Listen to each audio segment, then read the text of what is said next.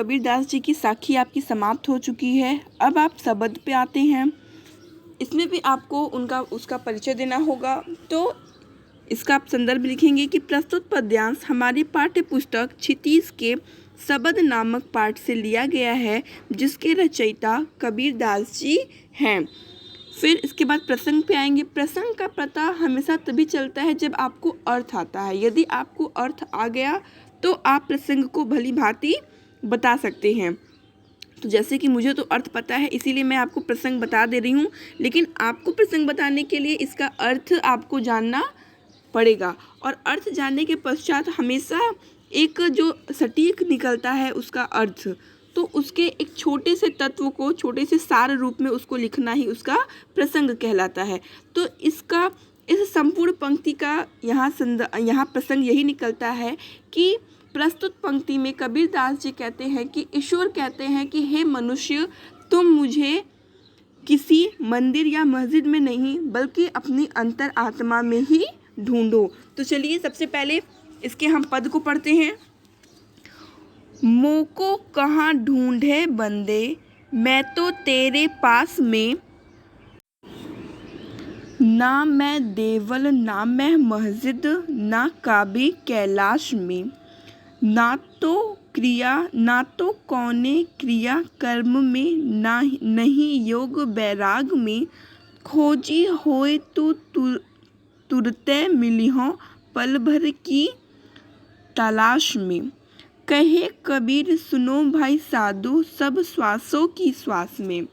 आपको कबीरदास जी आपके सबसे सरल कवि माने जाते हैं। यदि आप उनकी पंक्ति को बार बार पढ़ेंगे तो आप खुद अर्थ को बता सकते हैं। मोको कहाँ ढूंढे बंदे, मैं फिर से पढ़ रही हूँ।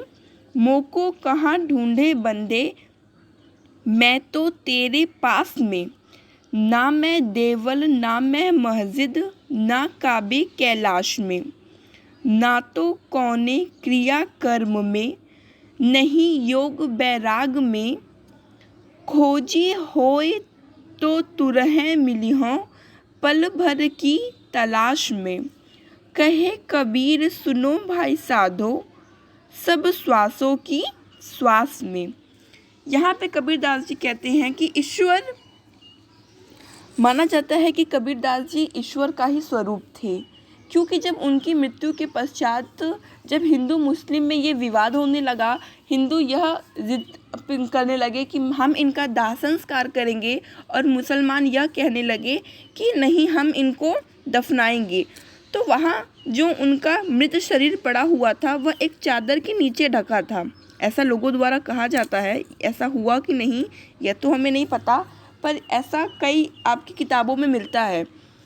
तो जब इस विवाद के बाद लोगों ने जब वो चादर उठाया तो वहाँ पे उनका शरीर नहीं बल्कि कुछ फूल मिले वहाँ पे। तो हिंदू ने उस फूल को लिया और जला दिया और मुसलमानों ने वह फूल दफना दिया। तो यह माना जाता था कि उनका ईश्वर से सीधा संपर्क था या वह एक ईश्वर के ही अभिन्न अंग माने जाते थे। तो यहाँ वो कहते हैं कि मोको कहाँ ढूंढे बंदे, मैं तो तेरे पास में। यहाँ कबीरदास जी ईश्वर के संदेश को बताते हुए कहते हैं कि ईश्वर कह रहे हैं कि मोको कहाँ ढूंढे बंदे, हे मनुष्य बंदे, हे मनुष्य मोको कहाँ ढूंढे, मुझको तुम कहाँ ढूंढ रहे हो, मैं तो तेरे पास में, मैं तो तुम्हारे ही पास हूँ, मैं कहीं और नहीं हूँ। तुम मुझे अन्यत्र मत ढूंढो, किसी और स्थान पे मत ढूंढो, मैं तो तुम्हारे पास में ही हूँ। ना मैं देवल ना मैं मस्जिद ना काबे कैलाश में, ना तो मैं देवल मतलब देवालय अर्थात मंदिर में हूँ, ना मैं मस्जिद ना ही मैं मस्जिद में हूँ, ना मैं देवल मीन्स देवालय अर्थात मंदिर, ना मैं मंदिर में निवास करता हूँ, ना मैं मस्जिद ना ही मैं मस्जिद में रहता हूँ, ना काबे कैलाश में, और ना ही काबा और ना ही कैलाश में मेरा निवास स्थान है। यहाँ ईश्वर स्पष्ट रूप से कह दे रहे हैं कि मैं तुम्हारे पास हूँ, मेरा स्थान ना तो देवालय में है और ना ही मस्जिद में, ना ही मैं काबा में निवास करता हूँ और ना ही कैलाश में।